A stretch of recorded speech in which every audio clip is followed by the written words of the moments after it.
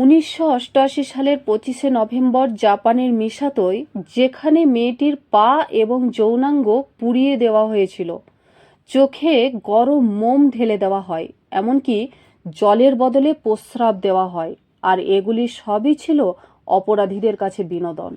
চলুন বিস্তারিতভাবে জেনে নিই। গা শিউরে ওঠার মতো একটি ঘটনা, যা আরজি করের ঘটনাকেও হার মানাবে এই ঘটনাটি। নির্যাতিতার বিচার চেয়ে রাস্তায় নেমেছিল সেদিন হাজারো মানুষ। একটি নৃশংস ঘটনা, যার সাক্ষী অনেকে। দিনে দিনে লালসার শিকার হচ্ছেন মেয়েরা। সেই ঘটনাগুলির মধ্যে অন্যতম জুনকো ফুরোতো রেপ এবং মার্ডারের ঘটনা। 17 বছর বয়সী এই কিশোরীকে 40 দিন ধরে লাগাতার গণধর্ষণ করা হয়। অভিযোগ উঠেছিল 100 জনের বিরুদ্ধে। জাপানের সাইতামা শহরের মিসাতো এলাকার বাসিন্দা ছিল এই জুনকো। যেমন সুন্দর দেখতে, তেমন ভালো পড়াশোনায়। তাই পড়াশোনার সাথে সাথে চাকরিও শুরু করে জুনকো। কিন্তু একটি সন্ধ্যায় তার জীবন তছনছ হয়ে গেল।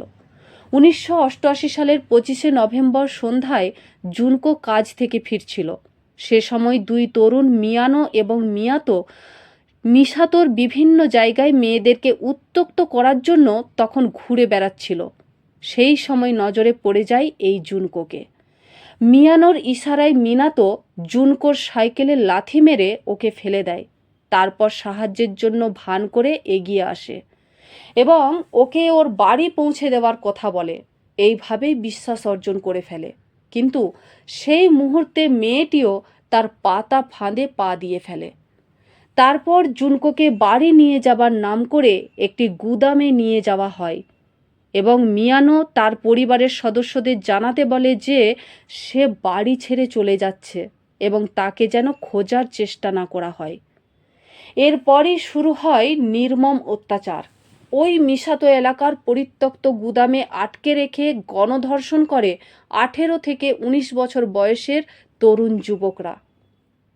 এরপর একদিন মিয়ানোর এক বন্ধু জুনকোকে তার বাড়িতে নিয়ে যায়। সেখানেও বান্ধবী হিসাবে পরিচয় দিয়ে চালায় এই একই অত্যাচার। ততদিনে মেয়েটির শরীরের ক্ষমতা প্রায় শেষ। হাঁটা চলার ক্ষমতাও নেই বললেই চলে, কিন্তু তবুও ছাড় নেই। অত্যাচার দ্বিগুণ হয়ে যায়।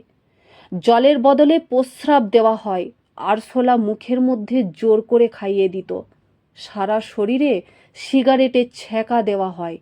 এগুলি যেন সেই অপরাধীদের কাছে ছিল বিনোদন। যাতে পালাতে না পারে তাই পায়ের গোড়ালি পুড়িয়ে দেওয়া হয়। তার সাথে যৌনাঙ্গ পুড়িয়ে দিয়ে যৌনাঙ্গ এবং পায়ু বরাবর ধারালো অস্ত্র ঢুকিয়ে দেয়। আর এটা হলো অপরাধীদের মজার একটি অংশ। কিছুদিন পর থেকে জুনকোর শরীর থেকে দুর্গন্ধ বেরোতে শুরু করে।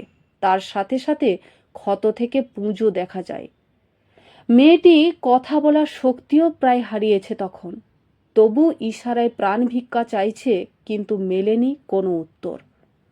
মিয়ানো একদিন জুয়ায় হেরে গিয়ে গুদামে ফিরে এসে রেগে গিয়ে গরম মোম ঢেলে দেওয়া হয় জুনকোর চোখে, আর তারপরে গোটা শরীরে আগুন ধরিয়ে দেয়।